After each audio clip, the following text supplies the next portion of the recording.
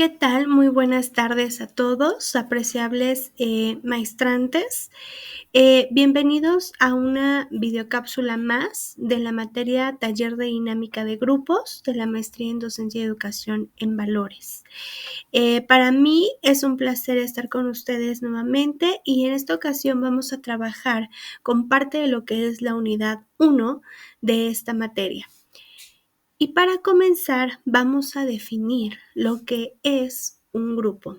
Sabemos que un grupo puede tener diversas definiciones, pero bueno, vamos a tratar de ser lo más específicos posibles para que cada uno vaya estructurando su propio concepto de lo que es un grupo. El grupo se convierte en una realidad social a la medida de que cierto número de individuos componen y en circunstancias relevantes actúan desde la misma identificación social. ¿Qué quiere decir esto? Que muchas veces se forman los grupos de acuerdo a la identificación social que existe entre algunas personas y eso de cierta manera hace que se tenga una afinidad y por ende formamos ciertos grupos.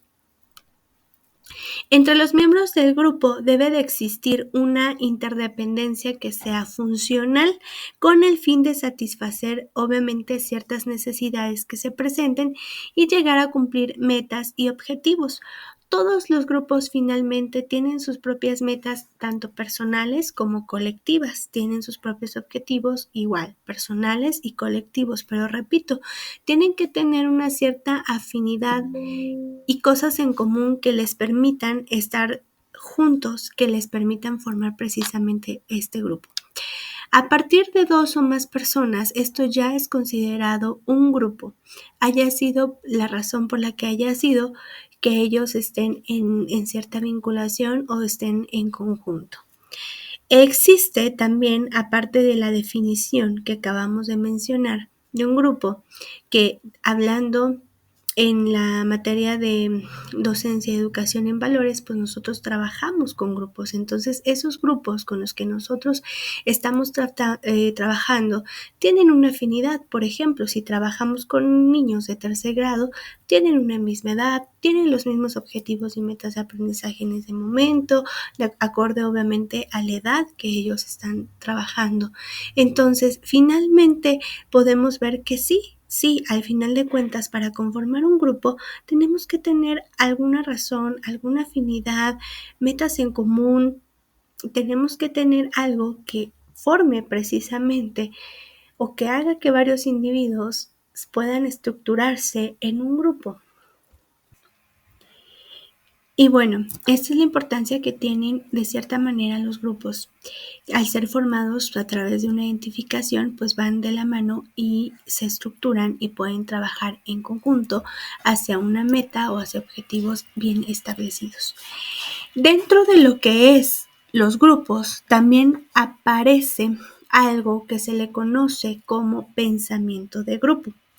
Quizás algunos ya hemos escuchado hablar sobre este concepto y algunos no. ¿Qué es el pensamiento de grupo? El pensamiento de grupo se refiere a una deterioración de la eficiencia mental. Nuestra capacidad humana de medir la realidad y hacer determinaciones morales gracias a presiones de grupo. ¿Qué quiero decir con esto? Muchas veces nos vemos dentro de un grupo, nos vemos obligados porque hay un vínculo, por decirlo así, emocional o de preferencia con algunas personas, nos vemos obligados a tener que darle una mayor ventaja o un mayor beneficio a esa persona. Y entonces, cuando eso pasa, el grupo deja de pensar o el líder del equipo deja de pensar de manera objetiva y empieza a pensar de acuerdo a lo que sea más cómodo o lo que sea de mayor beneficio para esa persona con la que existe una cierta preferencia. A esto se le conoce como pensamiento de grupo. Si el pensamiento de grupo se apodera de los integrantes, estos posiblemente no van a cuestionar ninguna decisión o acciones que sean antiéticas. ¿Qué quiere decir? que si ya dentro de un grupo estamos acostumbrados a que existe cierta preferencia, pues ya mejor no, los demás integrantes ya mejor no cuestionan y ya no dicen nada, porque al final de cuentas pues no se logra absolutamente ningún cambio. ¿Por qué? Porque ya hasta se acostumbran a trabajar de esa manera. El pensamiento de grupo puede llegar a causar que valoremos la armonía y consenso un poquito más que nuestro propio juicio, y esto puede producir un comportamiento muy poco ético dentro del grupo. ¿Por qué? Porque estamos consintiendo más de acuerdo a beneficiar a una persona en específico y no tanto por ser objetivos o por tener una visión clara. Y entonces en ese momento dejamos de trabajar precisamente llevando al grupo o conduciendo al grupo hacia una meta objetiva y clara o específica, sino que empezamos a trabajar nada más para satisfacer necesidades de una parte del grupo, lo cual al final de cuentas trae ciertas consecuencias. Y por eso es que es importante evitar la aparición de el pensamiento de grupo dentro de nuestro grupo.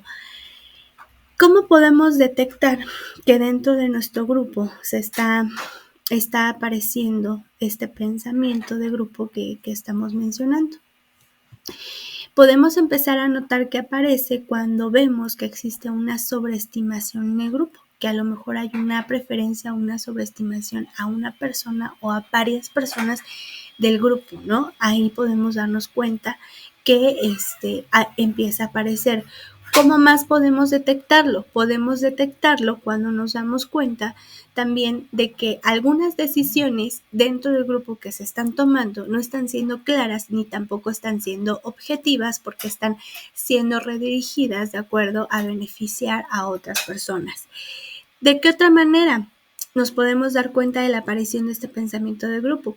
De la estereotipación de los exogrupos, que quiere decir que muchas veces ponemos que nuestro grupo es el mejor, pero no lo estamos viendo de manera clara ni de manera objetiva. No estamos haciendo una comparación objetiva. Simplemente quiero decir que el mío es el mejor y es el mejor de todos, pero no estoy realmente poniendo un estándar de valorización para poder saber si realmente es o no es de esa manera, ¿no? De estas formas nosotros podemos darnos cuenta cuando existe una sobreestimación o una estereotipación de nuestro grupo.